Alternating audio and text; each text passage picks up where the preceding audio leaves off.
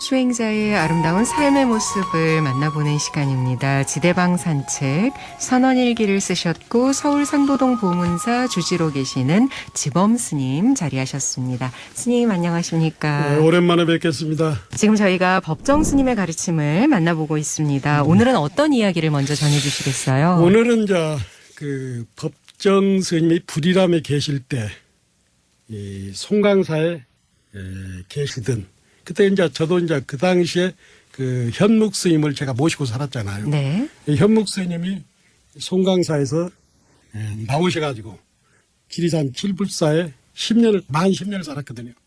그러면서 봄이면 묵언하고 6년을 묵언했는데 그래도 평소 존경하는 그 사숙님 법정 스님한테 꼭 봄이면 이렇게 차를 싸가지고 또 편지도 쓰고 그래가지고 이렇게 공양을 올리는 걸 봤어요. 그것을 이제 법정 스님께서 현묵 스님의 차를 받아보고 그 감회를 이렇게 책에 썼는데 좀 소개할까 합니다. 네.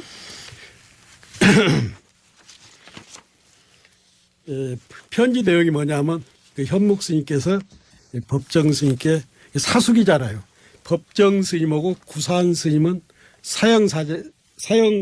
사형사제지간해요. 그러니까 효봉 스님 상자니까. 그러면 현묵 스님이 구산 노스의 상자니까 법정 스님으로는 조카가 되잖아요. 그러니까 사숙님이라 할 수 있죠. 편지 내용이 이랬습니다. 네. 불이람 사숙님께 운상차 한 통을 진상하오며 이도량에 한동안 머물렀던 부유선사의 글을 한 수 적어 보았습니다. 사숙님 청한 하옵기를 향축하나이다. 이러면서 이제 부유선사의 글을 올렸어요. 부유선사의 글. 깊은 산에 홀로 앉아 있으니 만사가 시들하여 진종일 문을 닫고 무생을 참고한다. 생애를 뒤돌아보면 별 물건 없나니 다만 한 잔의 차에 한 건의 경책뿐이다. 그렇게 해서 이제 부유선사의 글을 올렸는데 부유선사가 어떤 분인가? 네네. 제가 이렇게 소개를 할 겁니다. 조선 중기에 서산 스님과 쌍벽을 이뤘던 선사죠. 그러니까 쉽게 말해서 조선의 그 선맥이 벽계 정심, 벽송 지암, 부용 연간으로 내려오는데 그러니까 부유 스님하고 서산 스님은 부용 연간 스님의 그 동문이라 같은 사형사제단 말이에요. 네. 그런데 서산 스님은 동문으로 이렇게 수학을 한 거예요. 부용 연간 스님 밑에서. 그런데 서산 스님은 임진애란을 계기로 해서 공을 세웠잖아요. 국가 권력과 밀착, 정치 성향이 깊은 명리승이요 사판승이었다면 부유선사는 순수한 수행자로 법과 안목이 수승하고 청빈한 수행 가풍이 후세 기감이 되고 있다. 네.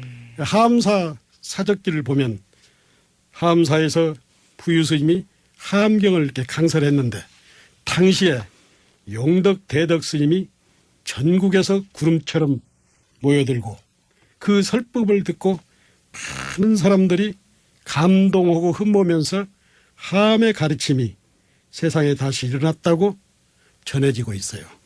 그러니까 이 부유스님의 제자 벽암각성은 임진애란으로 소실된 하암사를 중창하였다고 그래요. 네. 그러니까 쉽게 말해서 이 부유스님과 서산 스님은 부용연간 스님 밑에서 동문수학을 했는데 네, 같이 공부하시고. 서산 스님은 아주 이름도 날리고 정치적으로 굉장히 부각이 됐는데 이 부유 스님은 숨어서 조용한 수행자에게. 조용한 수행자로서 초지일관했다고. 그래서 이제 그 법정 스님께서는 그 이런 말씀을 하셨어요.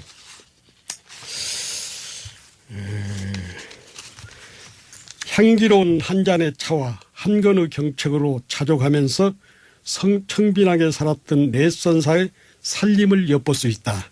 부유선사는 73세 지리산 칠불사에서 생애를 마감하면서 멋진 임종계를 남겼는데 이것을 법정 스님께서 임종계를 소개했어요.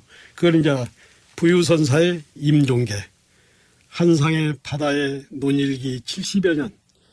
오늘 아침 이 몸 벗고 고향으로 돌아가네. 텅 비고 고유해서 아무것도 없으니 보리니 생산이 떠들기 말게. 이렇게 해서 이제 그 총강사에 그 가면은 저는 그 못 봤는데 그 비전에 부유선사 부도가 있다고 그래요. 네. 근데 가장 초촐하고 이렇게 작게 만들어졌다고 그래요. 그래서 그 부유선사의 후학들 제자들이 부유선사의 청빈한 삶의 모습을 사후에도 이렇게 이었다고 그래요. 그러면서 현묵 스님께서 부유선사의 삶에 대해서 글을 올리니까 법정 스님께서는 임종계를 글에 올렸어요. 네. 이게 법정 스님하고 현묵 스님은 사질간이지만은 두 분이 평소에 편지를 주고받는 것을 저는 현묵 스님 모시면서 옆에서 지켜봤잖아요. 그러셨군요. 그래서 이제 그 사숙님이라는 것은 그렇고 불이람 스님이다 그러잖아요. 그러니까 현묵 스님께서는 법정 스님 부를 때 사숙님이라고도 부르지만은 불이람 스님이라 부르고 법정 스님께서는 현묵 스님을 묵수자, 현묵 묵수자라고 10년 동안 묵어놓고 현묵 스님이 10년을 살았는데 6년을 묵어놓고 살 때 네. 제도 3, 4년을 현묵 스님을 가까이 모셨습니다.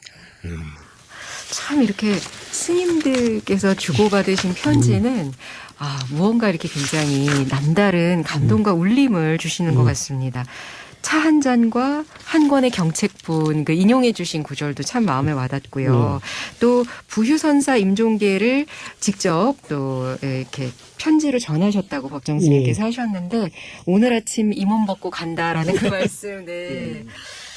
참 이렇게 스님들의 편지를 전해주시는 걸 들으니까 이 자체가 그냥 법문이시구나 싶네요, 스님. 그런 것 같아요. 저도 아침에 이제 부유선사의 글과 그 다음에 임종계를 이렇게 카톡에 올렸더니 많은 스님들께서 여러 스님께서 이런 글이 있었냐고 하면서 답장을 많이 왔더라고요. 그러셨군요. 네. 계속해서 어떤 말씀을 또 이제 전해주시겠어요? 그러고 나서 이제 법정 스님께서는 마지막에 이런 말씀을 하셨어요. 누구 시를 소개를 했어요. 누구의 시인지는 몰라도 법정 스님은 이런 시를 소개했다. 이 시를 소개하겠습니다. 네. 이게 부유선사 편을 얘기하면서 이런 이것을, 시를 이런 소개하셨다는 시를 또 소개했어요. 것이죠. 보았네 못 봤네 떠들지 말고 그래도 차 한잔 마시고 가게. 손님 접대는 다만 이것뿐. 절집엔 원래 잔정 따위는 없다네. 그러니까 절에서 이렇게 대접받는 것은 뭐 다른 것도 있지만은 차 한 잔 이렇게 주고받으면 네. 그걸로 대접이라. 법정 스님 그렇게 삶을 이렇게 저희들이 엿볼 수가 있잖아요. 그 차 한 잔을 마시면서 또 대접 받으시면서 그 시간이 수행이자 공부이고 또 어떤 부처님 가르침에 대해서 다시 한번 곱씹어보는 그런 시간이시겠죠. 그렇죠. 네. 그래서 법정 스님께서는 버리고 떠나기가 아니라 새들이 떠난 자리는 적막하다. 여기에서 이런 말씀을 해서요. 법정 스님께서는 모든 생명의 뿌리는 하나다. 우리 모두는 우주가 벌이고 있는 생명의 잔치에 함께 동참하고 있다고 했다. 네. 그러시면서 인도의 시인 까르비의 시를 소개했어요. 이것도 제가 오늘은 시를 이렇게 읽어주네요. 꽃을 보러 정원에 가지 말라. 친구여 그럴 필요 없다. 그대의 몸속에 꽃들이 만발한 정원이 있다. 이게 이제 새들이 떠난 자리는 적막하다. 여기에 나오는 겁니다. 네, 인도 시인의 시인데 네, 까르비. 그대 몸속에 꽃이 만발한 정원이 있다. 우리 안에 불성이 있다라는 그렇죠. 이야기도 문득 떠오르고요, 네. 스님. 이 법정 스님께서 이렇게 글로써 독자들에게 전하고자 하셨던 그런 마음을 잠시 제가 뭐 추측해 본다면 이처럼 자연을 바라보는 순간순간 모두가 선이자 명상이다라는 그런 가르침이 아니셨을까 조심스럽게 생각해 봅니다. 아이고 우리 저 어나운서께서 공부를 많이 하셨네요. 가슴이 와닿습니다. 그리고 이제 다음을 소개하자면은 네. 제가 이제 이 글을 보고 법정 스님께서는 이 글의 그 편지에 누구를 소개 안 했는데 네네. 제가 봤을 때는 대원사의 현장 스님 같아요. 근데 한동안 소식이 끊겼던 지리산에 사는 스님이 편지로 이 법정 스님께 공부를 물었어요. 네, 역시 편지를 받으셨군요. 그 편지 내용에는 제가 생각할 때는 대원사의 현장 스님 같아요. 편지 내용에는 조실 스님한테 이목고 하두를 받았는데 의정이 일어나지 않으니 어떻게 하면 좋을지, 그리고 하두선과 간법은 어떤 수행법이 더 좋은가를 물었다. 네. 그러니까 지리산에 사는 스님이 결제 때 참선을 하다가 자기 은사 스님한테, 졸심한테 이목고 하두를 받았는데 네. 의심이 안 된다는 거예요. 그래서 어떻게 공부하면 좋을까? 이렇게 묻고, 또 하나는 하두선과 간법 중에서 어떤 것이 더 수승하느냐 이렇게 물었어. 근데 제가 바로 답할 수가 있는데 네네. 법정 스님께서 답을 했기 때문에 그 답으로 제가 대신할까 합니다. 그래도 되겠죠? 네.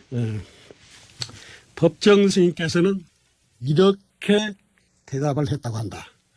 하두란 근원을 참고하는 일이며 근원에 대한 의심이 일어나지 않으면 온전한 하두가 아니라 했다. 수행자는 정직하고 솔직해야 한다. 자신의 길이 잘못된 줄 알았다면 망설일 것 없이 바로 바른 길을 택해서 새롭게 시작해야 한다. 하두가 아무리 해도 애써도 네네. 의정이 일어나지 않으면 미련 없이 다른 길을 개척하십시오. 이렇게 했다. 실참시로 실답게 참고고 실답게 깨달으라. 진실한 삶을 위해서라면 전통과 인습을 박차버리고 일어나 깨어있어라. 이렇게 했다. 그러나 하두선이나 간법을 하건 하두선 하든 간법을 하든 이게 굉장히 중요합니다. 보리심이란 뭐냐면 내가 깨쳐서 일체 중생을 제도하겠다는 그런 발보리심을 내지 않고서는 자기 한 몸 깨달음만을 위해서 앉아있다면 그는 소승선을 닦고 있는 사람이라고 법정 스님께서는 말씀하셨다. 네. 그러므로 최상승선과 소승선의 갈림길은 하두선이나 간법이 아니라 보리심이죠. 발보리심을 해야 된다는 얘기라. 네, 오늘 이렇게 정말 중요한 말씀까지 스님 잘 들었습니다. 어느새 네, 또 다음 시간을 기약해야 하는데요. 오늘도 법정 스님의 삶과 가르침, 서울 상도동 보문사 주지로 계시는 지범 스님께서 전해주셨습니다. 스님 감사합니다. 고맙습니다.